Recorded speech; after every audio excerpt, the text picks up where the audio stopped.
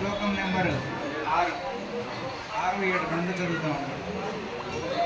So 6వ శ్లోకంలో చెప్తున్నారు, నేను చెప్తాను మీరు వినండి, తర్వాత తెలుగులో దాని అర్థం చెప్తాను. పుంసో వర్ష శతం హి ఆయో తదర్థం చితాత్మనః ఈశ్వరం యదా సౌరాత్రయం శీతేంధం ప్రాప్తిస్తామః. సో ఆయన అంటున్నాడు, ప్రతి ఒక్క మానవుడు కూడా ఎన్ని సంవత్సరాలు జీవిస్తారంటున్నాడు? 100 సంవత్సరాలు జీవిస్తారని అనేసి. అయితే ఎవరైతే వాళ్ళ ఇంద్రియాలని నియంత్రించుకోలేరో లేదా అదుపులో పెట్టుకోలేరో అటువంటి వాళ్ళు ఏం చేస్తారంటే వాళ్ళ నిద్రలో 12 గంటలు నిద్రపోయేసి వాళ్ళ జీవితాన్ని వ్యర్థం చేసుకుంటారు. అంటే 100 సంవత్సరాలు బతికిన వాళ్ళు ఎన్ని సంవత్సరాలు బతికినట్టు? 50 సంవత్సరాలే. ఎందుకంటే 50 సంవత్సరాలు నిద్రపోతున్నారు, 50 సంవత్సరాలు మేల్కొని ఉంటున్నారు. ఇంట్రెస్టింగ్ ఉందా?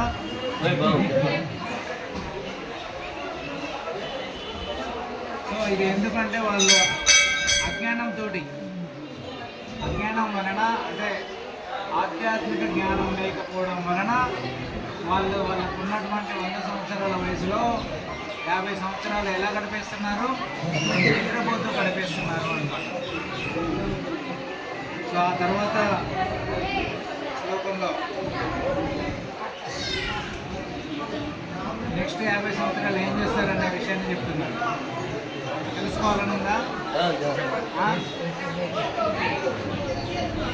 ముక్తస్య బాల్యే కైశోరే క్రీడతో యాతి 20 జరాయాగ్రస్త దేహస్య యాతి అకల్పస్య 20. సో అంటున్నారు, in the tender age of childhood, when everyone is viewed at when passes 10 years. అంటే చిన్నపిల్లలుగా ఒక 10 సంవత్సరాలు బాల్యాన్ని గడిపేస్తారు. బాల్యంలో ఏం చేస్తారు? ఆడుతూ పాడుతూ గడిపేస్తారు. Similarly in boyhood engage in sporting and playing one passes another 10 years. So యువకులుగా ఉన్నప్పుడు ఇంకొక 10 సంవత్సరాలు ఆడుతూ పాడుతూ గడిపేస్తారు.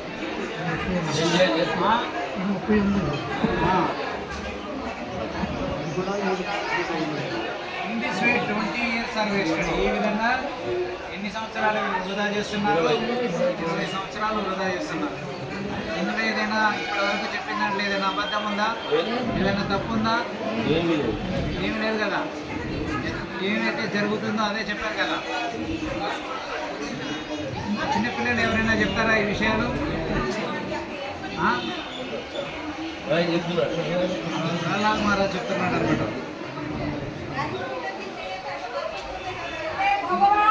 Similarly, in old age, when one is invalid, unable to perform even material activities, it passes another 20 years.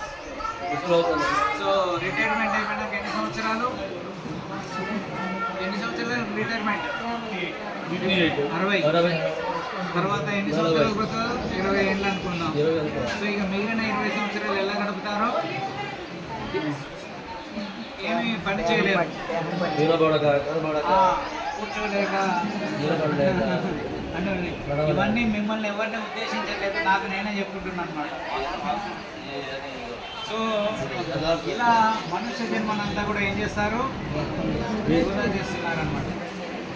తర్వాత మళ్ళీ ఇవన్నీ చెప్పిన తర్వాతకి ఇంకా చాలా విషయాలు చెప్తారు. జస్ట్ మనకి టైం లేదు కాబట్టి ఏవో ఈ ఉన్న 100 సంవత్సరాలు ఎలా గడుపుతామనే విషయాలని చెప్తున్నారు. సో 10 సంవత్సరాలు చిన్నపిల్లలుగా, 10 సంవత్సరాలు యువకులుగా, 20 సంవత్సరాలు ముసలి వాళ్ళుగా, ఆ తర్వాత మిగిలిన 50 సంవత్సరాలు నిద్రపోతూ గడుపుతాడు.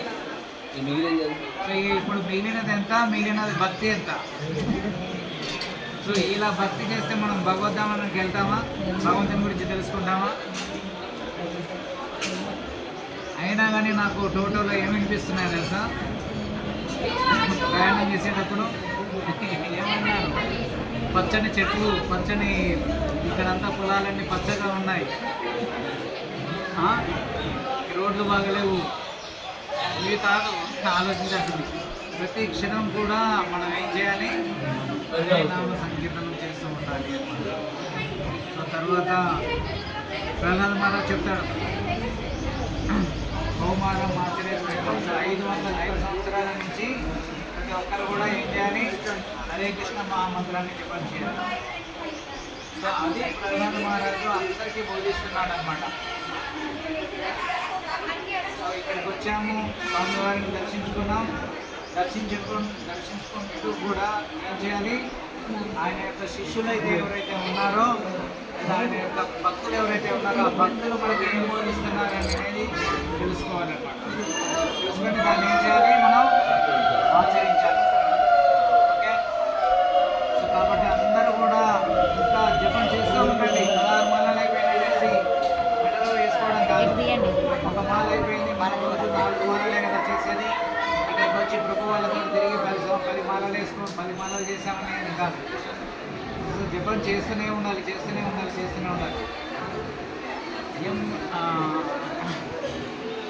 ఎం వాపి స్మరన్ భావం యజంతి అంతే కళాకరం సత్తంతం దేవ కౌంతేయ సదా భావిత. ఏమంటున్నారు భగవద్గీతలో, మనం ఇప్పుడు ఏదైతే ఆలోచిస్తూ ఉంటామో సో నెక్స్ట్ చనిపోయే కాలంలో కూడా అదే గుర్తుకొస్తుంది. సో భగవంతుడు కాకుండా వేరే ఏమైనా గుర్తుకొస్తే ఏమవుతుంది, బడి పుట్టాలి. ఎన్ని జన్మలెత్తాలు ఉంటారు, ఎన్ని జన్మలెత్తాల్సి వస్తుంది, 84 లక్షల జన్మలెత్తాలి. సో ఒక్కొక్క జన్మ 10 సంవత్సరాలు వేసుకున్నా ఎన్ని కోట్లు పడుతుంది, 8,40,00,000 సంవత్సరాల తర్వాతకి మళ్ళీ మనం మనిషిగా పుట్టే అవకాశం ఉంటుంది. సో కాబట్టి ఇలా మనిషిగా పొందినటువంటి సమయాన్ని వృధా చేసుకోవద్దు. మీరందరూ నన్ను ఎంత తిట్టుకున్నా, ఏది ప్రభు ఊకే ఇదే చెప్తున్నాడు అనుకున్నా కానీ భాగవతం చెప్తున్నారు, ప్రహ్లాద్ మహారాజ్ చెప్తున్నాడు, శ్రీల ప్రభుపాల వారు చెప్పారు. సో వాళ్ళు చెప్పారు కాబట్టి మేము తెలుసుకునే ప్రయత్నం చేస్తున్నాం. జీవితం మనుషులు అంతకుముందు మాకు కూడా ఏం తెలియదు. మేము కూడా తిరిగిన వాళ్ళమే, సమయాన్నంతా వృధా చేసిన వాళ్ళమే. కాకపోతే ప్రభుపాల వారి బోధనలు నచ్చాయి, వాళ్ళు ఈ విధంగా తెలుగు చేశారు కాబట్టి ఇంత మనుష్య జన్మ విలువైనది. ఆలోచించండి, 8,40,00,000 సంవత్సరాల తర్వాత మళ్ళీ జన్మ వస్తుంది. సో మన కుటుంబ సభ్యులే కావచ్చు, మన తల్లిదండ్రులైనా, మన తాతలైనా ఎక్కడున్నారు, ఇప్పుడు ఎక్కడున్నారు, ఏమి తెలియదు.